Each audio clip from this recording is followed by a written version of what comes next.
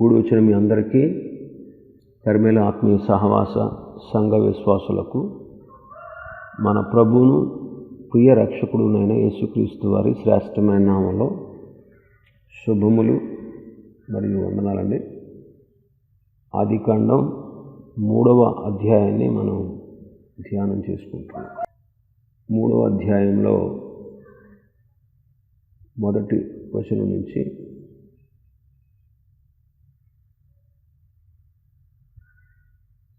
12వ వచనం వరకు 10వ వచనం వరకు చదువుకున్నాం. మొదటి నుంచి 10 వచనాలు. దేవుడని యెహోవా చేసిన సమస్త భూజంతువుల్లో సర్పము యుక్తి గలదై ఉండదు.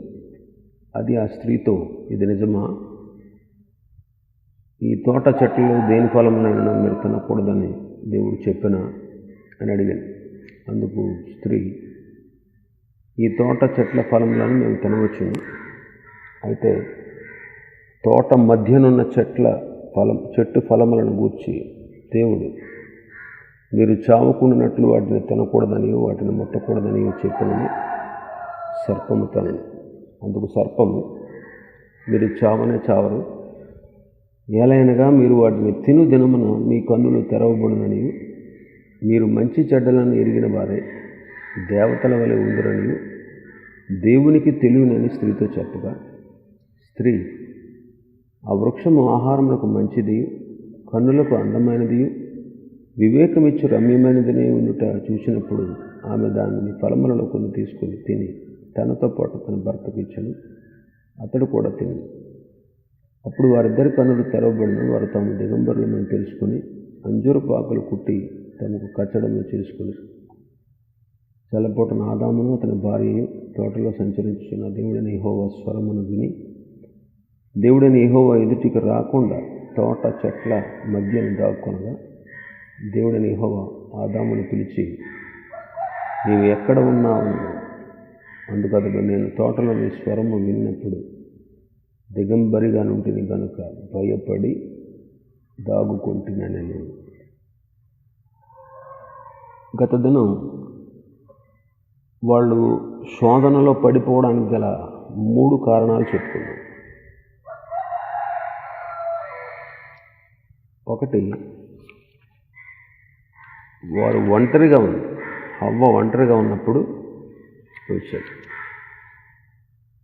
ఒంటరితనం వారి అపజయానికి కారణమైంది.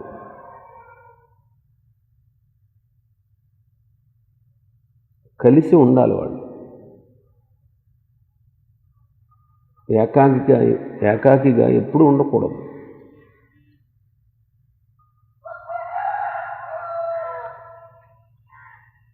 దేవుడు అందుకే అన్నాడు, నరుడు ఒంటరిగా నుండుట మంచిది కాదు అని. 2వ అధ్యాయం 18వ వచనంలో ఉంటుంది ఆ మాట.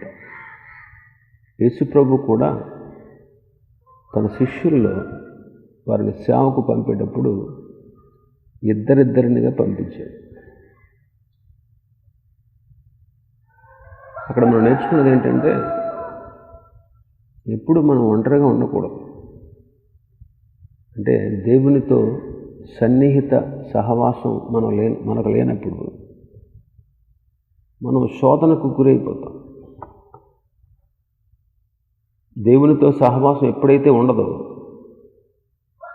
అప్పుడు మనం శోధనకు లొంగిపోతాం. చూడండి, ప్రతిదినం సాయంకాలం చల్లపోటు వేళ ఆదాము అవ్వలు దేవునితో కలిసి ఉండేవారు. ఆ విషయాన్ని వాళ్ళు మర్చిపోయారు. దేవుని సన్నిధి నిత్యము మనతో ఉంటుంది అనే విషయాన్ని వాళ్ళు మర్చిపోయారు. దేవుడు మనతో ఉన్నాడు, దేవునితో నిత్యము మనం ఉన్నాం అనే మెలకువ కలిగి ఉన్నవాళ్ళు పాపంపై జయం పొందుతారు. కాబట్టి ఎప్పుడు ఒంటరిగా ఉండకూడదు. దేవుని వాక్యం సహవాసం, ప్రార్థన సహవాసం, దేవుని బిడ్డల సహవాసం నిత్యము ఇలాగూ సహవాసం మనం చేస్తూ ఉన్నట్లయితే తప్పకుండా శోధనల్ని మనం జయించే అవకాశం ఉంటుంది. యోసేపు పోతిఫర్ భార్య అతన్ని శోధించినప్పుడు ఏం చెప్పాడు? ఒకసారి చూద్దాం. ఆదికాండం 39వ అధ్యాయం 9వ వచనం. నీవు అతని భార్య అయినందున నిన్ను తప్ప మరి దేనిని నాకు అప్పగింపక ఉండలేదు. కాబట్టి నేనెట్లు ఇంత ఘోరమైన దుష్కార్యము చేసి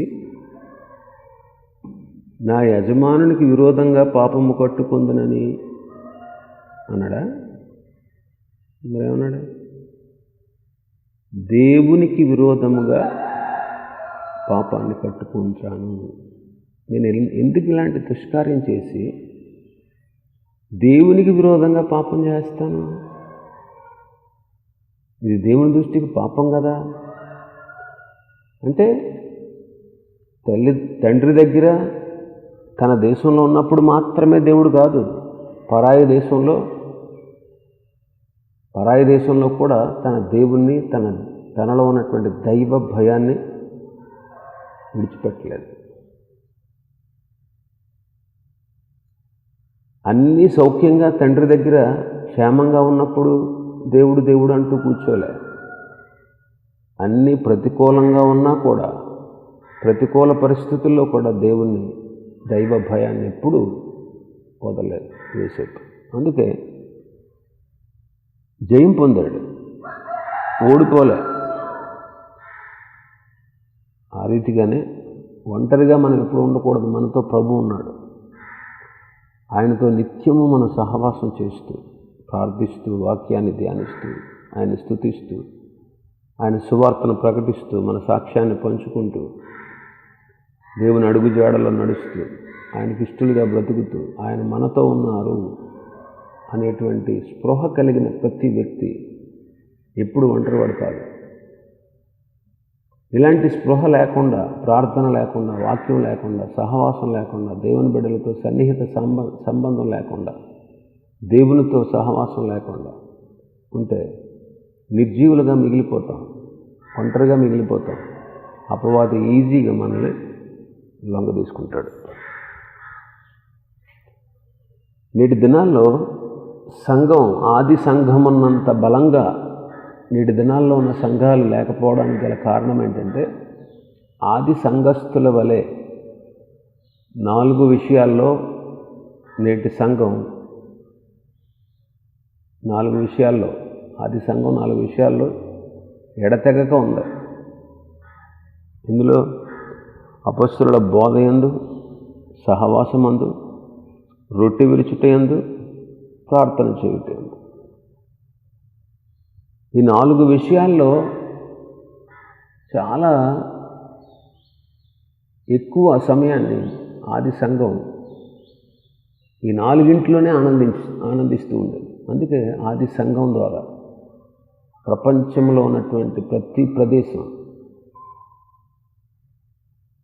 ప్రదేశంలో కూడా దేవుని సువార్త ఆ కాలంలో మారుమోగింది. ప్రతికూల పరిస్థితుల్లో కూడా వాళ్ళు ఎక్కడికి వెళ్ళినా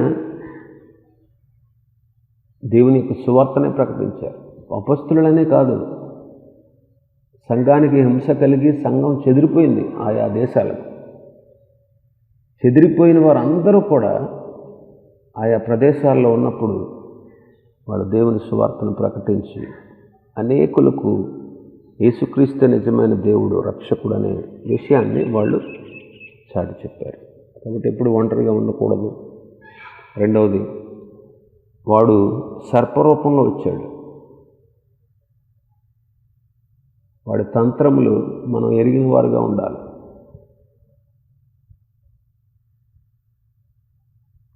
వాడు డైరెక్ట్గా రాడు, ఎవరో ఒకరి రూపంలో వస్తాడు. మూడోది, వాడు మనలో అవిశ్వాసాన్ని, అల్ప విశ్వాసాన్ని, దేవునిపై మనకున్నటువంటి నమ్మకాన్ని పోగొడతాడు.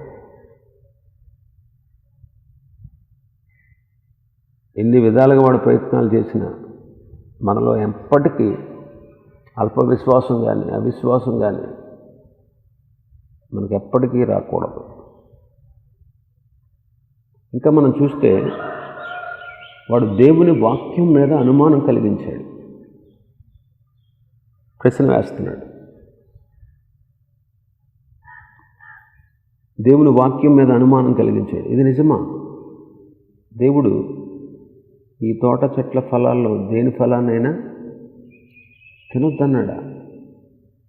దేవుడు చెప్పాడా అంటున్నాడు 4వ వచనంలో. అందుకు వాడు, మీరు చావనే చావరు, మీరు వాటిని తినుదినమున మీ కన్నులు తెరవబడతాయి, మీరు మంచి చెడ్డలు ఎరిగిన వారు అవుతారు, దేవతల వలె ఉంటారు. ఈ విషయం దేవుడికి తెలుసు, అందుకే ఆయన తినొద్దన్నాడు. చూడండి, అనేకమైన ప్రశ్నలు ఆమె మనసులో పుట్టించాడు, అనుమానం కలిగించాడు.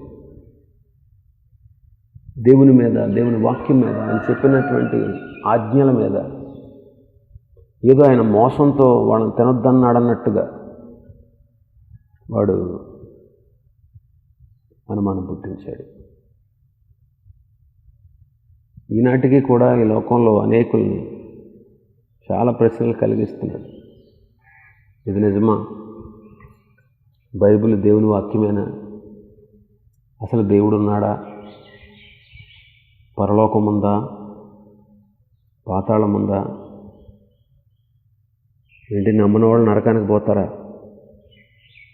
ఇదంతా నిజమేనా అని నేటి దినాల్లో కూడా వాడు సర్వలోకాన్ని మోసం చేస్తూ ఉన్నాడు. ప్రకటన 12:9 మనం చదివాం కదా, సర్వలోకమును మోసపుచ్చేవాడు వాడు.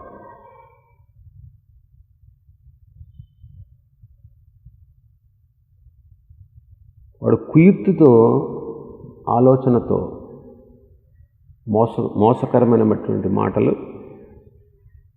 మాట్లాడతాడు. అయితే ఒక విషయం గమనించాలి, వాళ్ళు పడిపోవడానికి,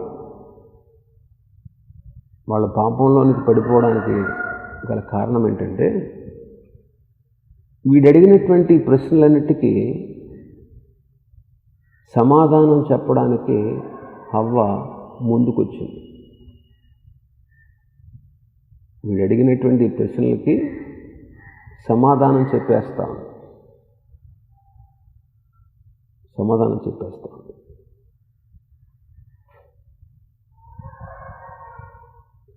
చెప్పేస్తుంది. వాడికి జవాబు ఇవ్వడానికి సిద్ధపడింది కాబట్టే ఆమె పడిపోవడానికి కారణమైంది. ఇవన్నీ ఏంటి నువ్వు అడుగుతున్నావు? నా భర్త వస్తాడుండు, దేవుడు నా భర్తకి క్లియర్గా అన్నీ చెప్పాడు, ఆయన వచ్చిన తర్వాత మాట్లాడతాను, ఆయన వచ్చిన తర్వాత మనం మాట్లాడుకుందాం అని ఉంటే అపవాదికి దొరికి ఉండేది కాదు.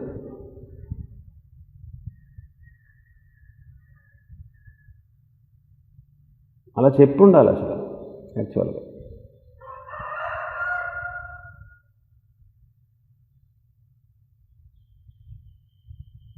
అవ్వాల చెప్పుంటే జయించుండేది ఆ రోజు. ఇక్కడ పెత్తనం చేస్తున్నట్లుగా, తనకే అన్నీ తెలుసు అన్నట్లుగా జవాబు చెప్పడానికి సిద్ధపడిపోయింది. ఈ జవాబుల్లో కూడా, ఆమె చెప్పినటువంటి జవాబుల్లో కూడా ఉన్నది ఉన్నట్టుగా చెప్పలా. ఆమె ఏమి జవాబు చెప్పింది చూడండి,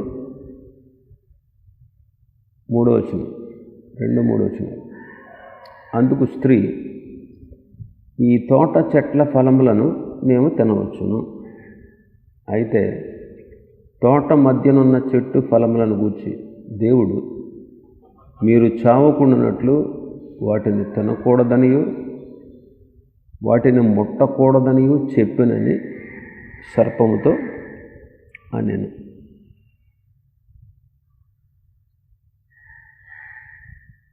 రెండవ అధ్యాయం 17వ వచనం.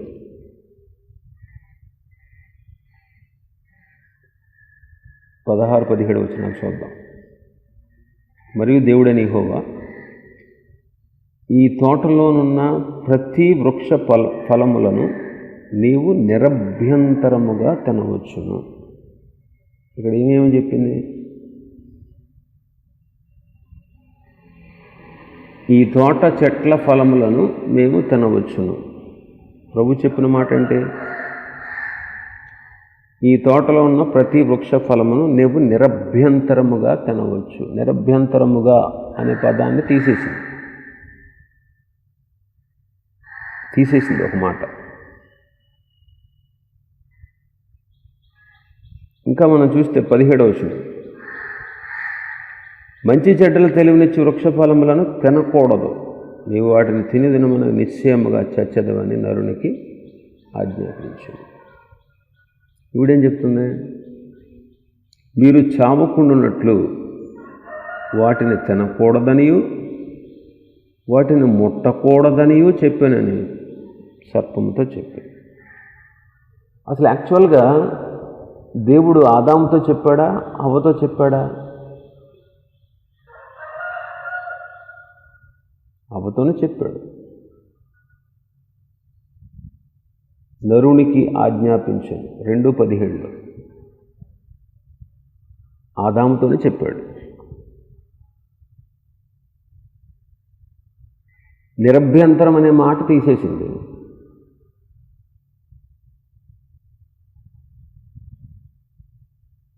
ప్రతి వృక్ష ఫలమును అన్నాడు. నిరభ్యంతరం అనే మాట తీసేసింది. ముట్టకూడదు అనే మాట కలిపింది.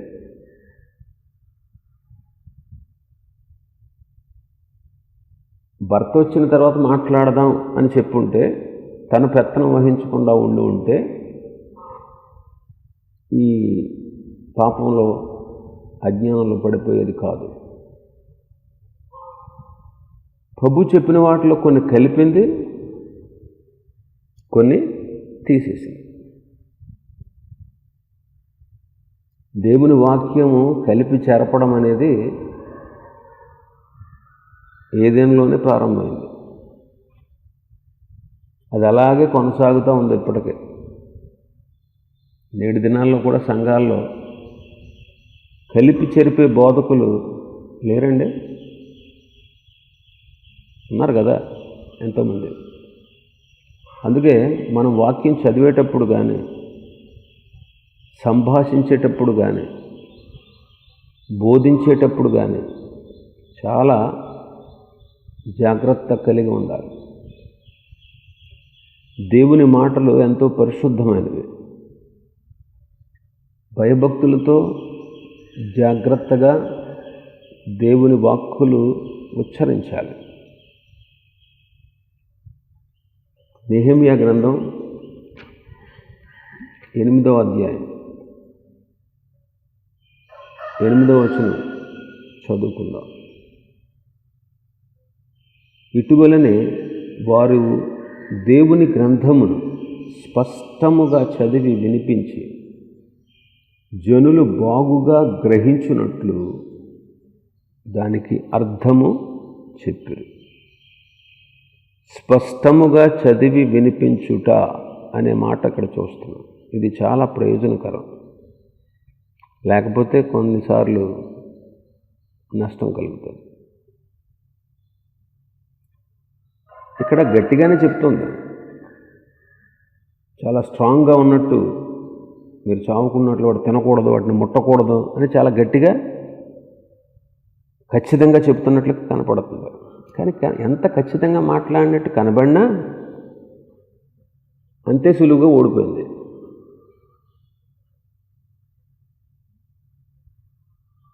ఆమెను సులువుగా ఓడించవచ్చు అని ఆ మాటల ద్వారా వాడు గ్రహించేశాడు. కాబట్టి దేవుని ప్రజలైనటువంటి మనం వాక్యాన్ని ఉన్నది ఉన్నట్లుగా, సత్యవాక్యాన్ని సరిగా అర్థం చేసుకునేటువంటి గ్రహింపు దేవుడు మనకిచ్చాడు. సత్యాన్ని, సత్యవాక్యాన్ని మనం గ్రహించుకోవాలి, దాన్ని అనుసరించాలి. లేకపోతే దాన్ని వక్రీకరించి మనం కూడా తప్పిపోయే స్వభావం ఉంది. పరిశుద్ధ గ్రంథంలో భక్తుల్లో ఉన్నటువంటి మంచిని, భక్తులు చేసినటువంటి చెడుగును కూడా దేవుడు రాయించాడు. ఎందుకని? వాళ్ళు చెడ్డగా ప్రవర్తించినట్లు మనం కూడా ప్రవర్తించాలని కాదు సుమా.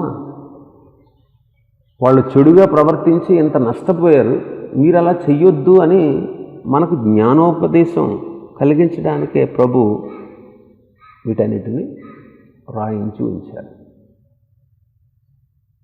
అదనమాట. కాబట్టి వాక్యాన్ని కలపకూడదు. వాక్యంలో ఉన్నదానికి, వాక్యంలో ఉన్న దానిలో ఉండేది తీసివేయకూడదు.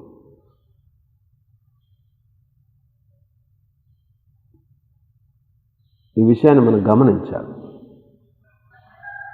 దేవుని వాక్యాన్ని ఉన్నది ఉన్నట్లుగా ప్రకటిస్తే అది అందరికీ మేలు. ఎంత గట్టిగా, ఎంత స్పష్టంగా, ఎంత ఖచ్చితంగా ప్రకటించామనే దానికంటే కూడా మనం దానికి ఏ విధంగా విధేయత చూపిస్తున్నాం అనేది చాలా ముఖ్యం. ఖచ్చితంగా చెప్పాలి, ఖచ్చితంగా మాట్లాడాలి, ఖచ్చితత్వం ఉండాలి. ఖచ్చితత్వంతో పాటు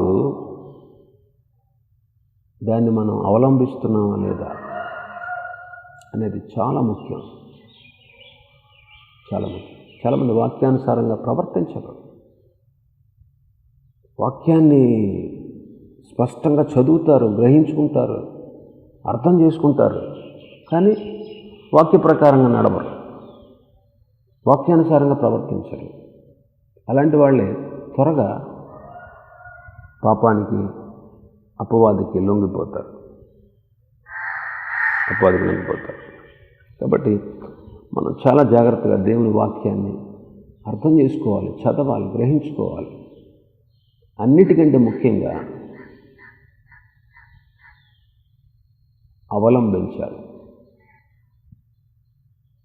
ఆ వాక్యమందు నిలిచి ఉండాలి. ఆ వాక్యానుసారంగా ప్రవర్తించుటకు మనల్ని మనం జాగ్రత్త చేసుకోవాలి. ఆమె కలిపింది, తీసేసింది. లేనిదాన్ని కలిపింది, ఉన్నదాన్ని తీసేసింది. కాబట్టి దానివల్ల నష్టం కలుగుతుందండి.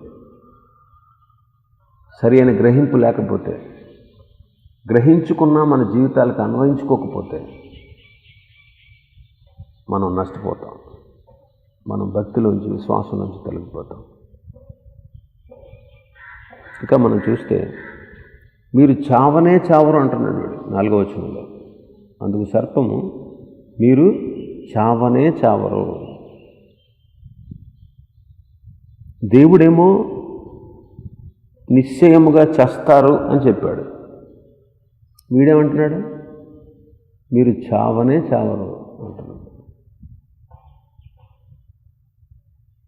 దేవుడు చెప్పింది అబద్ధం అన్నట్లుగా వీడు మాట్లాడుతున్నాడు. దేవుని ఎడల, దేవుని వాక్యం ఎడల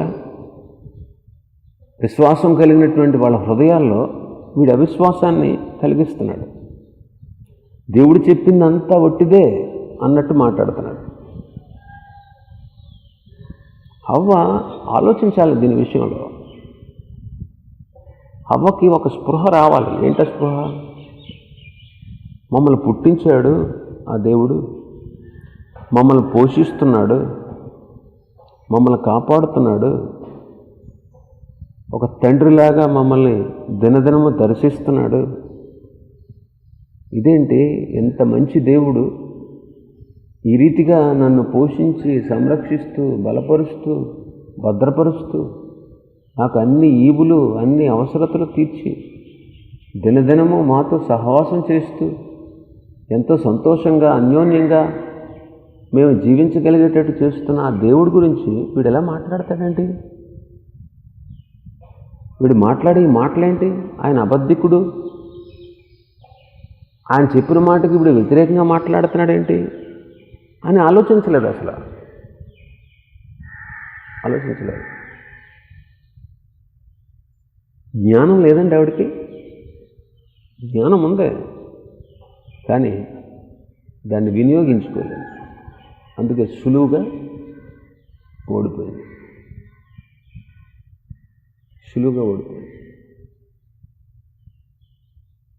ఆలోచించండి. మనం కూడా చాలాసార్లు అంటే అన్నీ ఇచ్చిన, అన్నీ అనుగ్రహించినటువంటి దేవుణ్ణి ప్రక్కన పెట్టేస్తూ ఉంటాం. తుచ్చమైన అల్పమైన వాటి కొరకు ప్రాకులాడుతూ ఉంటాం. దేవుడి కంటే కూడా ఇవే ఎక్కువ అన్నట్టు మనం భావిస్తూ ఉంటాం. దేవుని కంటే మనుషులు ఎక్కువ అనుకుంటాం, దేవుని కంటే బంధువులు ఎక్కువ అనుకుంటాం, దేవుని కంటే కూడా ఇతరులు ఎక్కువ అని తలస్తాం. అందుకే కొంతకాలానికి వాళ్ళ ద్వారా ఏ నష్టాన్నో కష్టాన్నో ఎదుర్కొని అప్పుడు తెలుసుకుంటాం, చిచ్చి వీళ్ళలాంటి వాళ్ళ అని. ఆలోచించేయండి. వాడు దేవుని మాటను అబద్ధం అన్నట్లుగా మీరు చావరు అంటున్నాడు. ప్రభువేమో మీరు నిశ్చయముగా నీవు వాటిని తినుదనమన నిశ్చయముగా చచ్చదవని నరునికి దేవుడు ఆజ్ఞాపిస్తే వీడేమంటున్నాడు? మీరు చావనే చావరు. మీరు చావనే చావరు. ఎన్ని తప్పుబోధలు వచ్చేసాయండి ఈ రోజుల్లో. ఎంతోమంది ఆయా మతస్థులు బైబిల్ మీద, యేసుక్రీస్తు మీద ఎన్ని విధాలుగా దాడులు చేస్తున్నారు, ఎన్ని తప్పు సిద్ధాంతాలు మోపుతున్నారు. యేసు ప్రభుకు పెళ్ళయిందని, ఆయనకు పిల్లలు ఉన్నారని, ఆయన సంతానికులు ఇప్పటికీ ఉన్నారని, ఆయన నిజమైన దేవుడు కాదని, సత్యాన్ని తెలిసిన వాళ్ళ చాలామంది యేసు ప్రభు దేవుడే కాదని, ఎన్ని తప్పు బోధలు చేశారు. సులువుగా అపవాది చాలామందిని భ్రమపరుస్తున్నాడు, తప్పు మార్గంలోకి లాగేస్తున్నాడు. 7 దినాల్లో గొప్ప గొప్ప పరిచర్య చేసినటువంటి దేవుని సేవకులు కూడా యేసుప్రభు దేవుడు కాదు అనడం విడ్డూరం. యేసుప్రభు దేవుణ్ణి నేను అని ఎక్కడా చెప్పుకోలేదు అని ఇదొక రోమర్ సృష్టించారు. ఇప్పుడే కాదండి, ఆది కాలం నుంచి కూడా, ఆది సంఘం ప్రారంభించబడిన దగ్గర నుంచి కూడా ఎన్నో తప్పు బోధలు ప్రబలుతూనే వచ్చినాయి. కానీ అవి ఎప్పుడూ నిలబడలేదు. ఎన్నో వచ్చాయి, అవి ఎప్పుడు నిలబడలేదు. దాడి చేస్తూ వచ్చారు చాలామంది క్రైస్తవ్యంపై, క్రీస్తుపై, సంఘంపై, పరిశుద్ధ గ్రంథమైన బైబిల్పై ఎన్నో తప్పుడు రాతలు రాస్తూ వచ్చారు. అయినా అవి అన్నిటికీ నిజం కాదు అనే విషయాన్ని చరిత్ర రుజువు చేసింది. ఇంకా చూస్తే మనం వాడు భ్రమ పుట్టిస్తున్నాడు. 5వ వచనంలో, మీరు వాటిని తినుదినమున మీ కన్నులు తెరవబడునని, మీరు మంచి చెడ్డల ఎరిగిన వారై దేవతల వలె ఉందురనియు దేవునికి తెలియను అని స్త్రీతో చెప్పాడు. 3 విషయాలు. మీ కన్నులు తెరవబడతాయి, మీరు మంచి చెడ్డలను ఎరిగిన వారై ఉంటారు, దేవతల వలె ఉంటారు. ఏదో పెద్ద గొప్ప లాభం ఉన్నట్టు, ఆ లాభం మీకు కలుగుతుంది, మీకు తెలీదా అన్నట్లు వాళ్ళని భ్రమపరిచి ఆమెను ఆకర్షించాడు. ఇదంతా కూడా ఒక భ్రమ అన్నమాట. ఒక చెడుగుని అది ఎంతో మంచిదన్నట్టు చెప్తా ఉన్నాడు. కన్నులు తెరవబడతాయి అంటున్నాడు. అంటే ఇప్పటివరకు మూసుకుపోయి ఉన్నాయా? వాళ్ళ కన్నులు తెరవబడే ఉన్నాయి. ఏదైనా తోటను సేద్యపరచడానికి, కాయడానికి, జీవరాశులకు పేర్లు పెట్టడానికి, ఆదాము వద్దకు వాటిని రప్పించాడంటే వారి కన్నులు తెరిచున్నారా లేరా?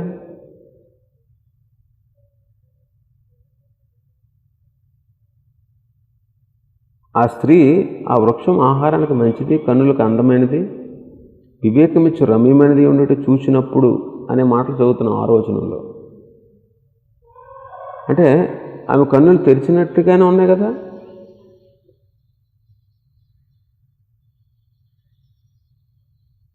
ఇక్కడ వాడు చెప్తున్నటువంటి మీ కన్నులు తెరవబడతాయి అని చెప్పినటువంటి మాట ఎలా ఉందంటే, అది ఇంకా ఎలాంటి దృష్టో, ఇలా భ్రమ కలిగించేటట్లుగా వాడు మాట్లాడుతున్నాడు. యాక్చువల్గా ఆ పండు తిన్న తర్వాత ఏమైంది? వాళ్ళ దిగంబరులని తెలుసుకున్నారు. ఒకప్పుడు సిగ్గు ఎరగక ఉన్నారు. 2వ అధ్యాయం ఆఖరి వచనంలో నిర్మలమైన మనస్సుతో పవిత్రంగా ఉన్నారు. చిన్నపిల్లలు చూడండి, బట్టలు లేకుండా తిరిగితే ఎవరు ఆక్షేపణ చేయరు. చిన్నపిల్లలు వాళ్ళు ఎంత నిర్మలంగా ఉంటారు. వారికి సిగ్గు అనేది తెలియదు. వాళ్ళ సిగ్గు అంటే ఏంటో తెలియదు.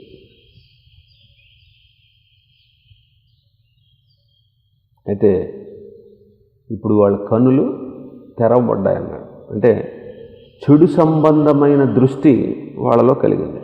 ఇదే వాడు కలిగించిన భ్రమ. ఇదేం పెద్ద గొప్పదేం కాదు ఈ దృష్టి. ఈ దృష్టినే సాతాను ఎంతో ఘనంగా చెప్తున్నాడు. రెండవది, వాళ్ళ మంచి చెడ్డలు ఎరుగుతారు అన్నాడు. అంటే ఒకసారి ఆలోచన చేస్తే ఇంతకుముందు వాళ్ళకి మంచి తెలుసు, చెడును ఎలాగా కూడా అనుభవనీయంగా వాళ్ళు ఎరగరు. చెడు అంటే ఏంటో మంచే తెలుసు వాళ్ళకి, చెడు తెలియదు.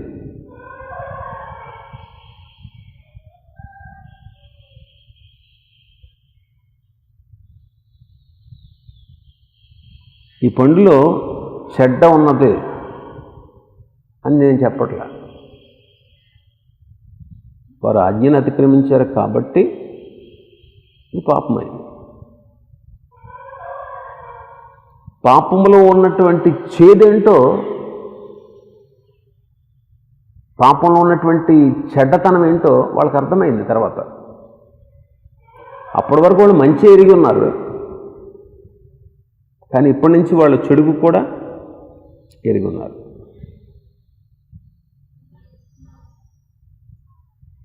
అందుకే ఆ చెడ్డ యొక్క, ఆ చెడుకు, ఆ పాపం యొక్క ఫలితాలు వాళ్ళు అనుభవిస్తూ వచ్చారు.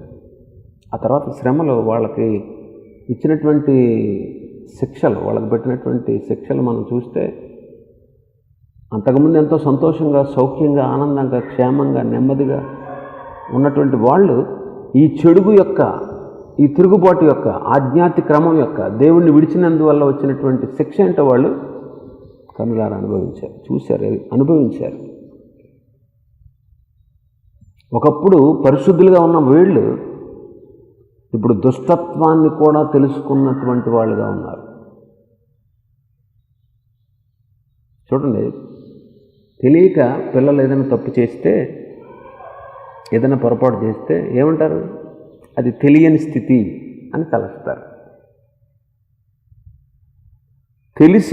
తెలిసిన తర్వాత కూడా వాడు తప్పు చేస్తే వాడిని శిక్షకు పాత్రుడుగా ఎంచుతారు. కాబట్టి మంచి చెడ్డలను ఎరగడం అనేది ఇదే పెద్ద గొప్ప విశేషమేమీ కాదు. ఇందులో కూడా నష్టం ఉంది. ఇంకా మూడవది, దేవతల వలె ఉంటారు అన్నాడు. అంటే మీరు దేవునితో సమానులుగా ఉండొచ్చు అనే భ్రమ పుట్టించాడు. అంతకుముందేదో దేవుడు వాళ్ళని అధమ స్థితిలో, నీచమైన స్థితిలో ఉంచాడని, ఇప్పుడు ఏదో పెద్ద అత్యున్నతమైన స్థాయికి వాళ్ళు వచ్చేస్తారు ఈ ఫలం తిన్నప్పుడు అన్నట్టు భ్రమపరిచాడు అన్నమాట. ఒక ప్రక్క దేవుని మాట, ఆ పండు దినం నిశ్చయంగా చేస్తావు. రెండో ప్రక్క సాతాను మాట, మీరు చావనే చావరు. అంత మాత్రమే కాదు, మీరు దేవునితో సమానులైపోతారు. ఈ మాటను విన్నప్పుడు ఆలోచించుకోవడానికి ఆదాము దగ్గరలో లేడు. అరే, మమ్మల్ని సృష్టించినటువంటి మా దేవుడు మాకు అన్నీ కలగజేశాడు, అనుదినము మాతో ఆనందకరమైన సహవాసాన్ని ఆయన చేస్తున్నాడు, ఇదేంటి దేవుని మాటలు ఎంత చులకనగా తీసిపడేయాలా, వీడేంటి ఇలాగా నా ప్రభువు మీద ఎలా చెప్తున్నాడు, అసలు ఇది ఎవరు, ఈ సర్పం ఏంటి నాతో మాట్లాడడం ఏంటి, నేను దీన్ని పరిపాలించాలి, దీన్ని ఏలాలని దేవుడు నన్ను అధికారినిగా నియమించాడు కదా, దీని మాటలు నేను వింటున్నానేంటి, దీనికి ఎలా తెలిసి ఈ సంగతులన్నీ, ఇది నాకంటే తక్కువైన జీవిది, నన్ను సృష్టించి నాకు అన్ని విధాలుగా సహాయపడిన దేవుడి కంటే దీనికి ఏం ఎక్కువ తెలుసు అని అవ్వ ఆలోచించలేదండి. ఆలోచించలేదు. నన్ను సృష్టించి నాకు సర్వం అనుగ్రహించినటువంటి దేవుని మాట వినడం కంటే నాకెన్నడూ సహాయం చేయని సర్పం మాట నేను ఎందుకు వినాలి అని తలంచలేదు. సరేలే, మా ఆయన గారు వచ్చిన తర్వాత, నా భర్త వచ్చిన తర్వాత నేను ఆలోచించి తింటానులే అని కూడా ఆగలేదు. ఏమో ఆమెలో గొప్ప ఆశ కలిగిందేమో, మీరు దేవతల వల్ల అయిపోతారన్నప్పుడు. మానవుల ఆశలకు అంతున్నది కదా. నా భర్త కంటే ముందే నేను తినేసి ఒక దేవతలాగా కనపడితే బాగుండునేమో అనుకున్నదేమో. ఒక దేవతలాగా కనపడితే, నువ్వు ఇలాగ అయిపోయావా, అయితే నేను కూడా తింటానని తినేస్తాడు అని భ్రమ కలిగిందేమో ఆవిడికి. ఆయన వచ్చేటప్పటికి నేను ఇలాగ దేవతలాగా కనపడితే బాగుంటుంది అని అనిపించిందేమో.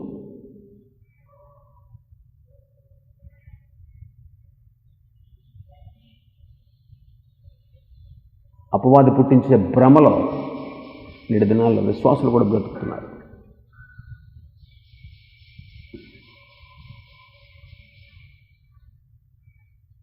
ఆలోచించేయండి. నేటి దినాల్లో కూడా చాలామంది విశ్వాసులు వాడు తీసుకొచ్చే భ్రమలలో, భ్రాంతిలో బ్రతికేస్తున్నారు. భ్రాంతిలో వాడు తీసుకొచ్చే మోసంలో పడిపోతున్నారు చాలామంది నేటికి విశ్వాసులు. గమనించండి. అది ఆవిడ నిత్యము చూస్తున్నటువంటి ఫలమే. అయితే తన దృష్టిలో ఇప్పుడు మార్పు వచ్చింది. రోజు చూస్తుంది ఆ ఫలాన్ని, కానీ వాడు చెప్పిన మాయ మాటల్లో పడి ఆమె దృష్టిలో మార్పు వచ్చింది.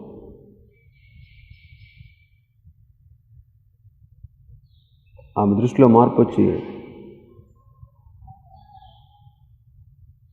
దేవుని అందరి విశ్వాసం, ఆయన వాక్యానికి విధేయులు అవ్వడం, ఈ రెండింటిలోంచి తొలగిపోయింది ఆవిడ.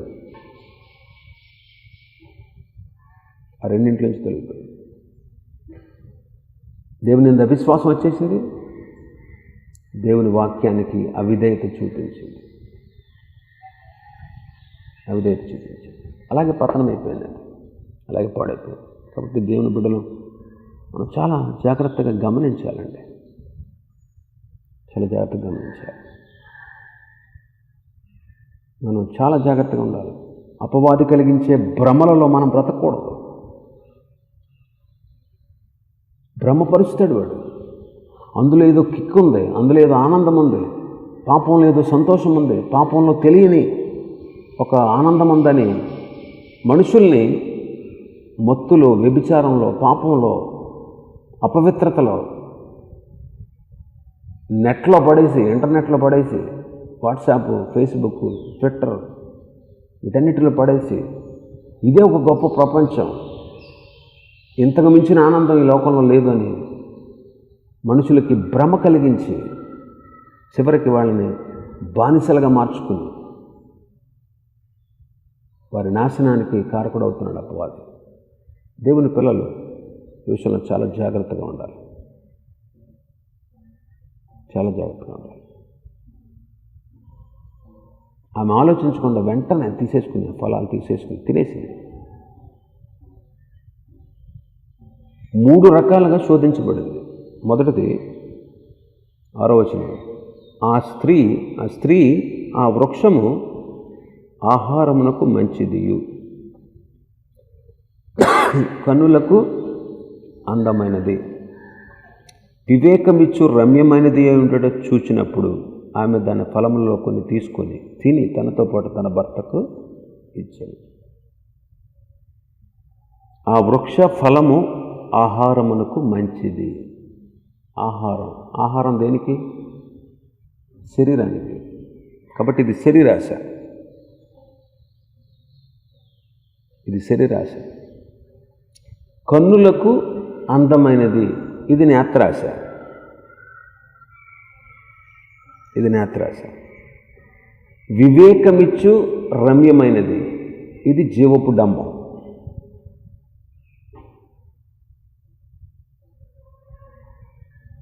ఆలోచించండి. శరీరాశ, నేత్రాశ, జీవపు డంబం. లోకంలో ఉన్నదంతా ఇదే అన్నాడు కదా యోహాను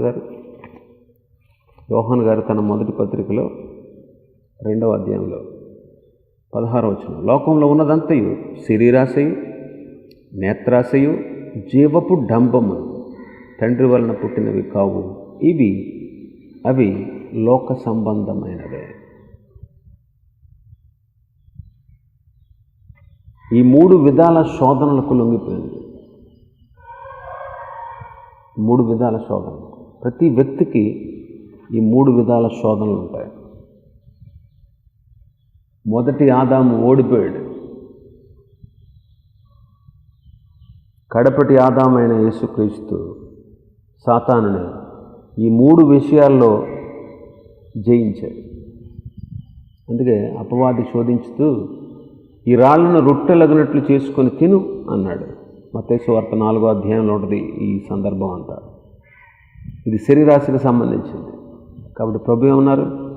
మనుషుడు రొట్టె వలన మాత్రమే కాదు కానీ దేవుని నోట నుండి వచ్చి ప్రతి మాట వలన జీవించును అని చెప్పి దేవుని వాక్యంతోనే ఆ శోధనను జయించారు. రెండవది, భూలోక రాజ్యాలన్నీ చూపించి నీవు సాగిలపడి నమస్కారం చేస్తే ఇదంతా నీదే అన్నాడు. ప్రభు కూడా ఏం చెప్పారు? ఇది నేత్రాశ అన్నమాట. ఆయనకు దేవుని వాక్యం ద్వారా జయించారు. దేవాలయ శిఖరం మీదకి తీసుకెళ్ళి ఇక్కడి నుంచి కిందకు దూకేయి, దేవదూతలు వచ్చి నిన్ను ఎత్తిపట్టుకుంటారు. నువ్వు కిందకు దూకినప్పుడు దేవదూతలు నేను కాపాడితే, అబ్బా ఆయన దేవాలయ శిఖరం నుంచి కిందకు దూకేశాడు, ఎంత గొప్పోడు అనే పేరు ప్రఖ్యాతలు నీకు వచ్చేస్తాయి అన్నట్టు. జీవపు డంబాన్ని నువ్వు గర్వించవచ్చు, అతిశయించవచ్చు అనేటువంటి విషయాన్ని ప్రభుత్వం చెప్పారు. అక్కడ కూడా ప్రభు వాక్యం ద్వారా జయించారు.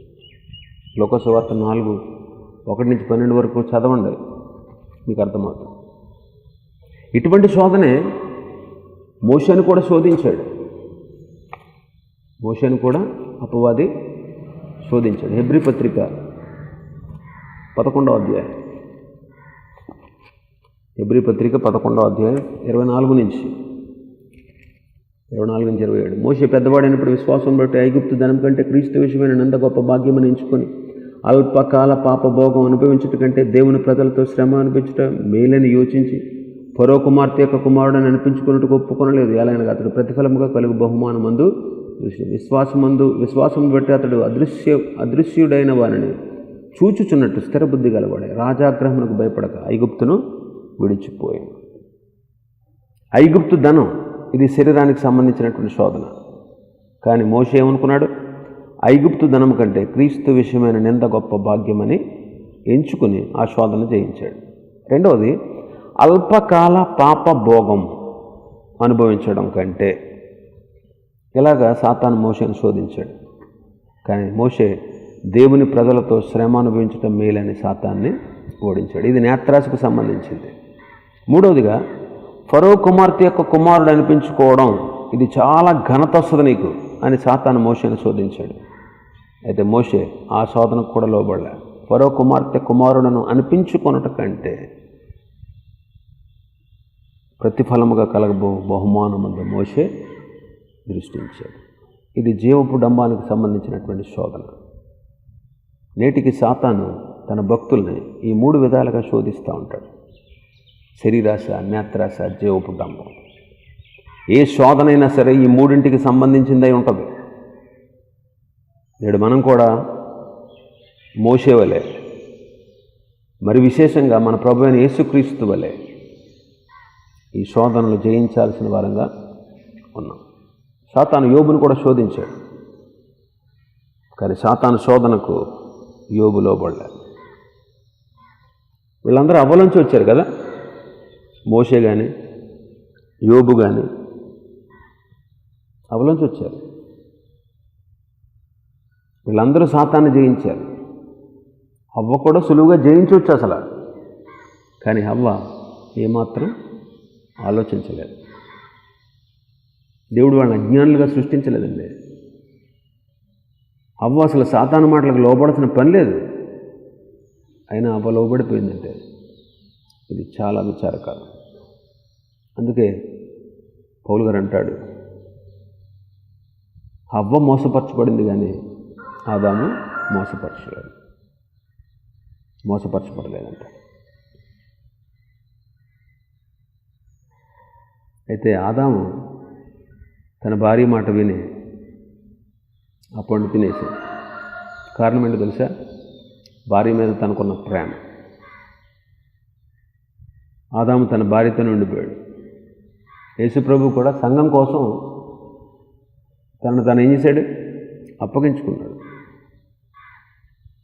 ఆదాము ఏం పాపం చేశాడు?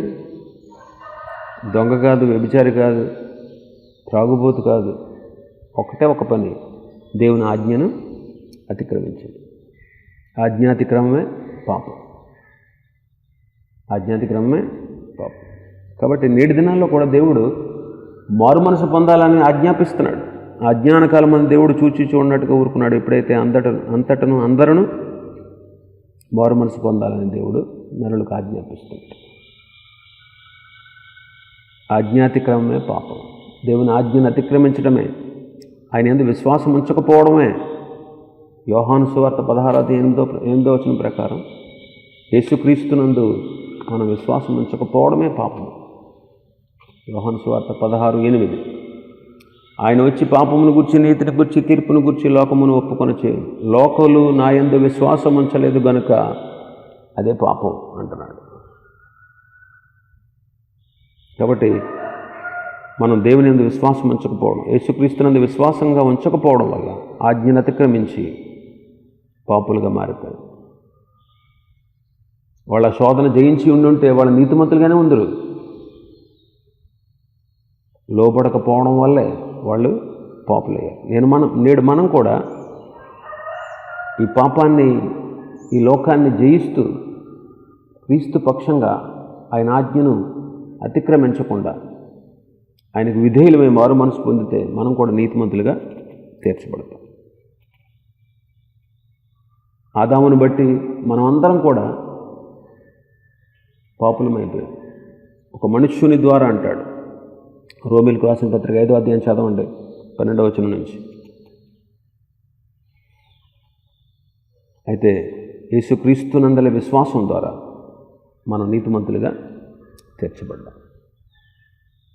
కాబట్టి దేవుని ప్రజలైనటువంటి మనం, ఆయన బిడ్డలమైనటువంటి మనం అపవాదికి ఏమాత్రం లొంగకుండా, శరీరాశలు, నేత్రాశ, జీవడంబానికి ఏమాత్రం లొంగకుండా మనం జాగ్రత్త వహిద్దాం. దేవుడిచ్చే ఆశీర్వాదాలు పొందుకుందాం. దేవుడి మాటలు దీవించును గాక. ప్రార్థన చేసుకుందాం. కృపాసత్య సంపూర్ణుడ, ప్రేమస్వరూపి, మీకు స్తోత్రాలు, స్తుతులు, వందనాలయ్యా. ఈ ఉదయకాలం నీ సన్నిధిలో చేరి నీ వాక్యాన్ని ధ్యానించుటకు మీరు మాకు ఇచ్చిన ఈ అవకాశాన్ని బట్టి మీకే స్తోత్రాలు చెల్లిస్తున్నాం తండ్రి. అపవాది ఎంతో కుయుక్తిపరుడు. అవ్వను మోసగించాడు. ఆమె ఒంటరితనంగా ఉంది. మేము ఎప్పుడు ఒంటరిగా ఉండకుండా మీతో అన్యోన్య సహవాసం కలిగి జీవించడానికి సహాయం చేయండి. వాడి తంత్రములు మేము ఎరిగి వాడిని జయించేవాడుగా, మాలో వాడు తీసుకొచ్చేటువంటి అవిశ్వాసాన్ని, అల్ప విశ్వాసాన్ని, అపనమ్మికను మేము జయిస్తూ ఉండేవారుగా మాకు సహాయం చేయండి. తండ్రి, మాకు మేమే పెత్తనం వహించకుండా మా సొంత మాటలతో వాడిని జయించలేం, కానీ నీవు చెప్పిన వాక్యాన్ని అక్షరంగా పొల్లిపోకుండా, తప్పిపోకుండా, వాక్యాన్ని ఉన్నట్టుగా గ్రహించుకుని, స్పష్టంగా అర్థం చేసుకుని, దాన్ని అవలంబిస్తూ దాన్ని మా జీవితాలకు అన్వయించుకోవడం ద్వారా మేము జయించగలం అనే విషయాన్ని మాకు నేర్పించారు. సర్వం ఇచ్చింది మీరు, కాపాడుతున్నది మీరు, పోషిస్తున్నది మీరు, సకల ఈవులు ఆశీర్వాదాలు అనుగ్రహిస్తున్నది మీరు అనే స్పృహ కలిగి ఉంటే మేము తప్పకుండా అపవాదిని సులువుగా జయించగలం. వాడు తీసుకొచ్చేటువంటి భ్రమలు, వాడు తీసుకొచ్చేటువంటి భ్రాంతిలో మేము బ్రతికేస్తున్నాం.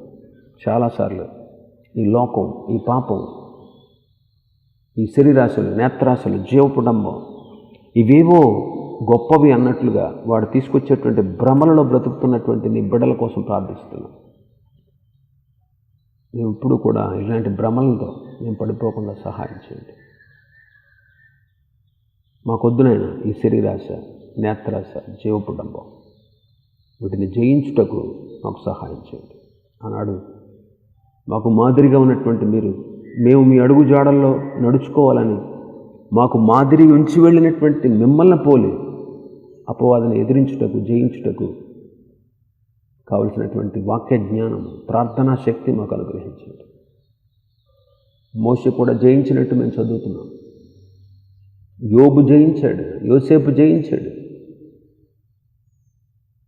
భక్తులందరూ కూడా వాడిని జయించారు. వాళ్ళందరూ హవ్వలోంచి వచ్చిన వాళ్ళే. మేము హవ్వలోంచి వచ్చిన వాళ్ళం. మేము కూడా జయించగలం. లోకమును జయించిన మన విజయం విశ్వాసమే అని సెలవిచ్చారు. విశ్వాసం ద్వారా మాత్రమే మేము లోకాన్ని జయించగలం. ఈ లోకంలో ఉన్న శరీరాశ, నేత్రాశ, జీవపుడంబాన్ని జయిస్తూ మీ బిడ్డలుగా, మహిమ కలిగిన బిడ్డలుగా జీవించడానికి సహాయం చేయమని మీ చేతులకి మమ్మల్ని అప్పగించుకుంటూ ఘనత, మహిమ, ప్రభావం మీకే చెల్లిస్తూ యేసుక్రీస్తు ప్రభు వారి శ్రేష్టమైన నామంలో ప్రార్థించి స్తుతించి